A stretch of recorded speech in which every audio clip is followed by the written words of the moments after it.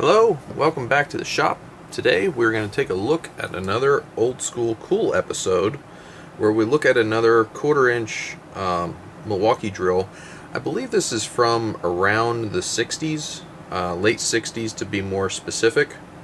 I have a tool catalog from like 1967 that one of these shows up in, and we could we'll put that up on screen.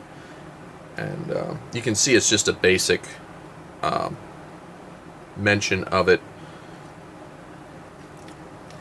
But these drills in this era were very unique because they had all kinds of different speeds available. Not only did they have different sizes, like nowadays you pretty much have your 1/2 inch cordless drill, and that pretty much takes care of everything. In this time, you had 1/4 inch drills, 5/16 drills, 3/8 drills, 1/2 inch drills, 5/8 drills, and then it goes to Mars taper for 7/8, 1 inch, 1.25 inch, and then pretty much anything past 1.25 inch. I don't think they were doing with a hand drill, because let's face it, even the 1.25 inch drills, you should be bracing specifically. It's just a lot of drill. So anyway, take a look at the nameplate on this. This one was a bit more beat up when I got it, but you can see that it is a 1900 RPM drill, and it's 120 volt. Full load is 1100. So a lot of these drills are rated what their load is and their freewheeling speed. Two different things, which is kind of interesting. That's not really how things are rated nowadays, but that's just kind of how it was done at the time. So what we did with this was we did a full restoration. We tore it apart, we painted it, we did varnish on the inside, we did a little bit of red trim on the intakes, did our red trim around the handle. I kind of like doing that. I think it looks nice. But buffed the whole thing up. We replaced the drill chuck jaws. You can see they're nice and new. So that's not a hard thing to do if you can get the parts. And put a new cord on it. It has basically Milwaukee still makes a variant of the cord that these things had.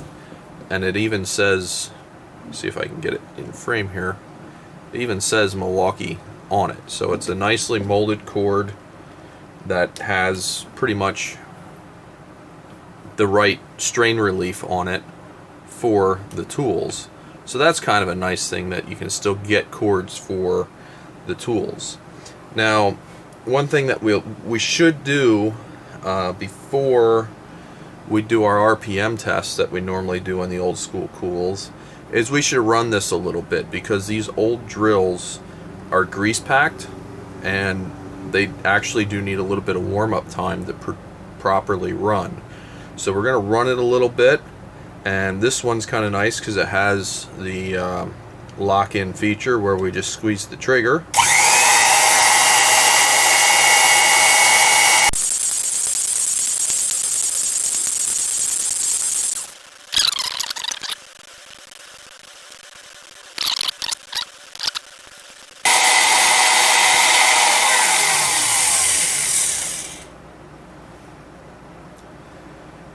Okay, so we've run it a little bit here. You might have seen me playing around with a few different things, but we've got some temp inner, and I could illustrate that with the thermal imager.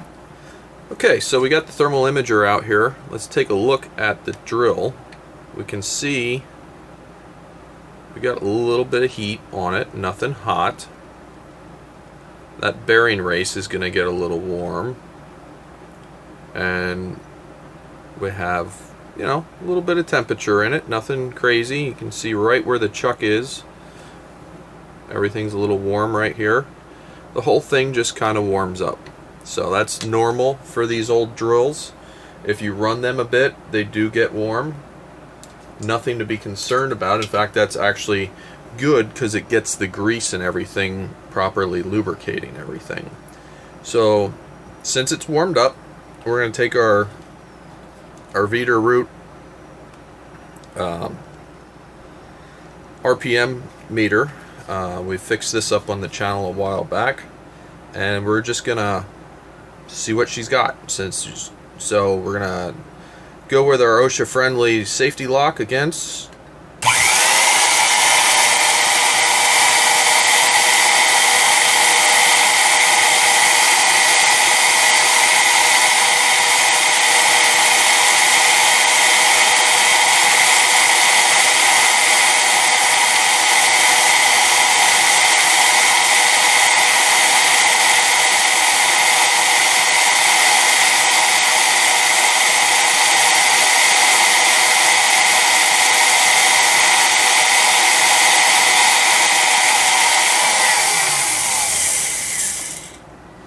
So we can see we have 1606-ish. You saw it bouncing around the 1600 range.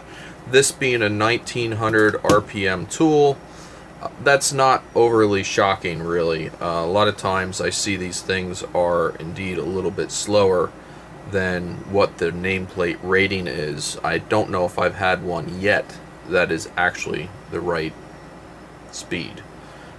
So nothing really surprising there. I think the speeds were a little generous as far as things, or maybe it's just the motors aren't quite what they were at one time, but they've all been pretty consistently slower. Maybe they were planning on a little bit more voltage in, because it would definitely run faster with more voltage. So I'm not sure exactly why, but they have all been a little bit slower consistently. If we go back through all the old school cools, these have all been consistently slower across what they say they should be.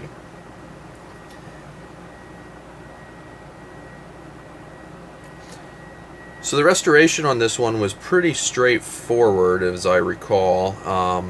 We did new bearings and everything. We cleaned all the old grease out. We also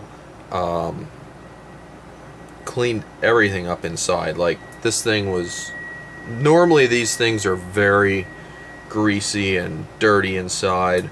We degreased it, we cleaned it, we buffed it. I kind of like them this finish. A mirror finish would be cool, but I kind of like this, I don't know if you'd call it satin-esque finish. They're shiny, but they're not a mirror. Because I do want to be able to use these tools. If I make them perfect, I'm probably not going to want to use it, because, hey, little dings and stuff like that happen to tools when you use them. And that's just how that goes. So I don't want to make them 100% perfect. I just want to make them that they're very serviceable. New brushes, clean the commutator. You can see when we're running it, it's actually not arcing real bad or anything like that. The motor's in good shape.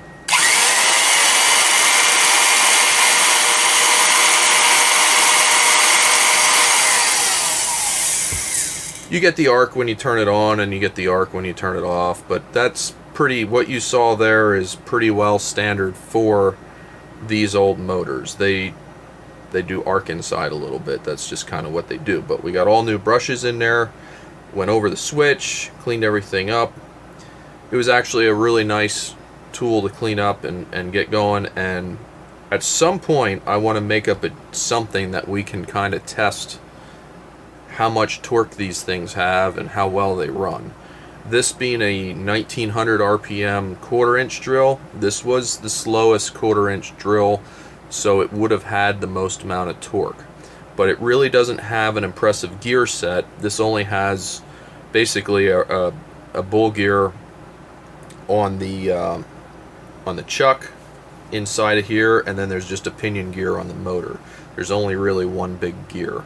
It's not geared reduction like some of the bigger drills, the 3/8 or something like that, that are spinning slower. So, kind of a quick look at this. Hopefully it's interesting. I do enjoy doing the Old School Cool series. I haven't really had the time to get into it a whole lot lately, so I'm hoping to do some others In the future, I have another one of these S-114s. There's a few different models of them, and I do have another era one that I'd like to do a video on here coming up at some point. So look out for that, and we'll end this show, we'll end this video with a slideshow of some of the restoration photos that we took of this. I'm pretty sure I have some restoration photos, so we'll put some of them in here. And as always, thanks for watching, and have a great day.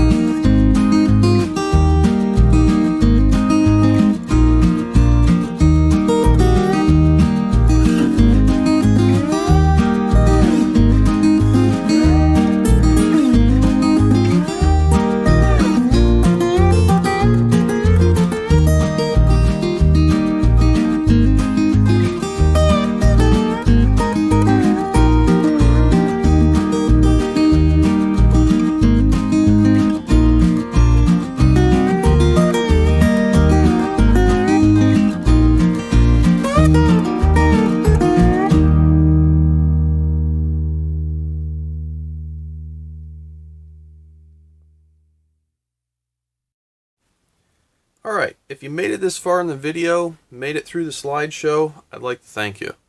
Really appreciate people watching this stuff. I enjoy putting it together. And some of what I enjoy is the history of these old tools. I mean, this is an industrial quality tool. If you saw the slides, it retailed for $42.50 in 1967. That is $400.63 in today's money in 2024. This is not a cheap tool. So I think that's something that people don't necessarily realize when they see these old tools. They just think, it's an old tool. This is a very high quality tool, especially for the time. Can it stack up against and outperform, modern cordless half-inch Milwaukee M18 drill? No, probably not. But what it does do is a specific purpose, and it does it a long, long time. So, just thought I'd point that out. And I figured I'd make this a little bit of a geek out segment. We could talk about a few things that are of note. So, this is an interesting housing because it is the last of the original, we'll call it original, design where everything was accessible from the nameplate.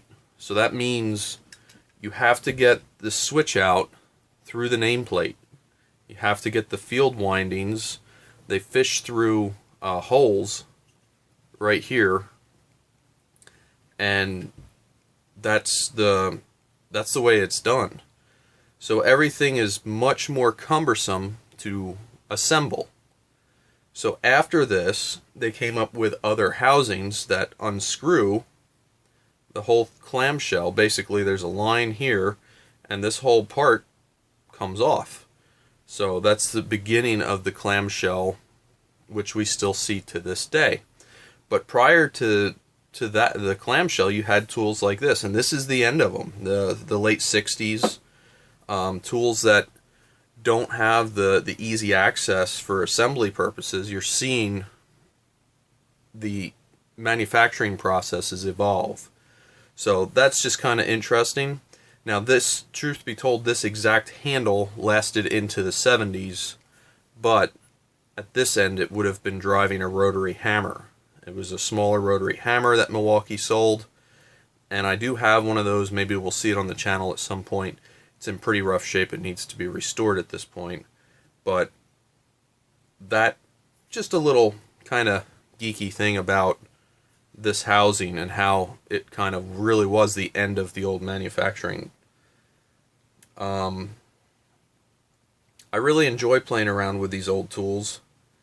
Most of them have a lot of life in them yet, and I don't run them hard. I just play with them here and there, just to do little things, and I don't play with them as much as I'd like to. It's just my current shop setup isn't conducive to having these things at my beck and call. I don't have the space to just have them set up and, hey, I want to play with that one, I'll plug it in and use it.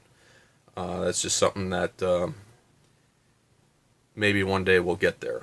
But for now, I enjoy working on them. I enjoy getting them running again. You saw on the slides this thing was pretty rough, and we got into it pretty good. I mean, we did the bearings, we varnished everything, we got everything cleaned up. We rebuilt the chuck. You know, we went over it in the main video. So these tools, really interesting, and they're not super hard to work on. It may look kind of might look a little intimidating. You see it all blown apart, but if you pay attention, take pictures, shoot a video of yourself taking it apart. You know, if you're gonna tear one of these things down, it's really not that bad. The bearings can be found. They're unusual dimensions. You're gonna pay a little bit more for bearings, and sometimes you can bring the bearings around. You can soak them and do stuff with them. So that's something that you know, you just want to keep in mind. You get into these things, unless you really spend the time on it, you're probably going to be disappointed with their with how they run. They'll still run, but if you got bearings that are locked up or anything like that, it's not going to run that great, and you're not going to think too highly of the tools. So just check that stuff. And same with the brushes. Some of them, the rotors are just bad on them, and you'll see like a ring of blue flame running around the rotor. If it's not a stuck brush, which a stuck brush leads to a bad rotor, sometimes you can get away with cleaning brushes and getting it fixed, but that's one of those you got to catch it in the right time, and you start getting bad segments in your rotor, and unless you can find another rotor, you know, you're kind of done. So there is a little bit of a gamble with tools like this. But really, all we really put into this thing, the consumables are all available. You can get all the lubricants, you can get the bearings, you can get the parts for the chuck. That's a consumable. You can get chuck keys. I didn't really go over that. This is the original one for it, at least original to me having it. You can get the brushes. Pretty much all of this stuff. The cord set, this is a brand new Milwaukee cord set. They still have this stuff available. But once you start getting into bad switches, bad rotors, bad feel, you know, stators, housings, unless you have a donor tool, some of that stuff starts getting hard. Brush holders, it's 50-50. I'd really like to know if you, a family member, somebody you knew, had one of these drills. If you have some stories about it or anything like that, I'd really like to hear them. Let them in the comments below. I find these tools fascinating, and there's normally some sort of amazing story that goes with tools of this vintage, that it did something surprising. And you got away with it. So there's always stuff like that that happens, and hey, I want to know about it. I think it's neat. There's always those stories, and if nobody shares them, eventually they'll be lost, and I think that's a shame. So tell us your stories below. But as always, I really appreciate you watching the videos. Consider liking, subscribing. If you've made it this far, you probably find this interesting. And thanks for watching. I really appreciate it. And have a great one.